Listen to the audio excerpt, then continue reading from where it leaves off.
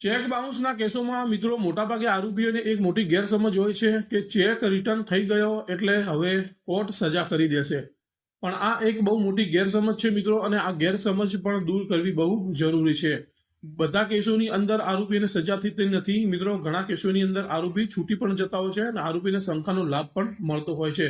તો હવે આ કઈ સ્થિતિ છે, કઈ પરિસ્થિતિ છે અને કયા સંજોગો છે કે આરોપીને છૂટવાનો મોકો મળે છે, તો આપણે મુદ્દાવાઇઝ સમજવાનો પ્રયત્ન કરીએ છીએ મિત્રો. ચેનલ પર નવા છો તો ચેનલને સબસ્ક્રાઇબ કરી લેજો, ફેસબુક ઇન્સ્ટાગ્રામને ફોલો કરી લેજો, વિડીયો સારો લાગે તો લાઇક કરજો, તમારા મિત્રો સુધી શેર પણ કરી દેજો, અને તમારો કોઈ પ્રશ્ન હોય તો કોમેન્ટમાં પણ જણાવજો. હવે મિત્રો સૌપ્રથમ આપણે એ યાદ રાખવાનું છે કે જ્યારે કોઈ પણ ફરિયાદી તમારી સામે જે આક્ષેપો કરે છે, એટલે કે ફરિયાદની અંદર જે આક્ષેપો કરે છે અને જે હકીકત જે ફરિયાદની અંદર દર્શાવી છે, જે સ્ટોરી ફરિયાદની અંદર કરી છે, તે તમામ સ્ટોરી, તે તમામ આક્ષેપો પુરવાર કરવાની જવાબદારી ફરિયાદીને છે.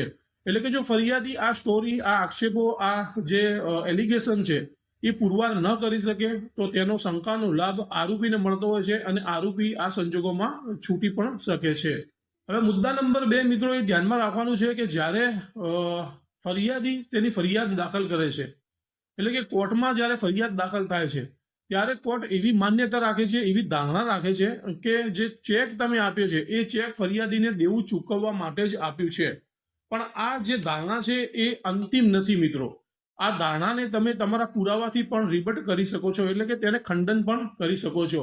હવે તમે જો ફરિયાદીના સામે એવો આક્ષેપ કરો કે ફરિયાદીને આ જે ચેક આપ્યો છે એ દેવા માટે નથી આપ્યો, એટલે કે સિક્યુરિટી માટે ચેક આપેલો હતો, તેનો દુરુપયોગ કર્યો છે.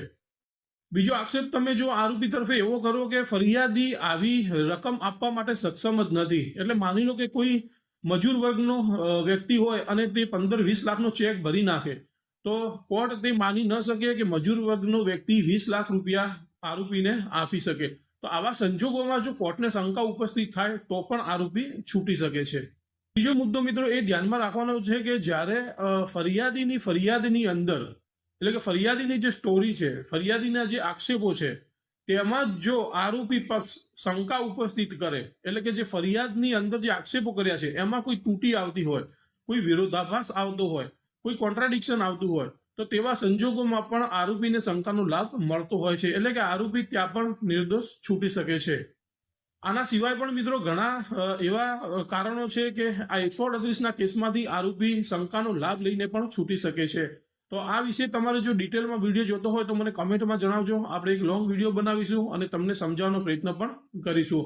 તો મિત્રો આવા જ લીગલ અપડેટ્સ અને અવેરનેસના વિડીયો જોવા માટે મિત્રો ચેનલને સબસ્ક્રાઇબ કરી લેજો, ફેસબુકને ફોલો કરી લેજો અને ઇન્સ્ટાગ્રામને પણ ફોલો કરી લેજો.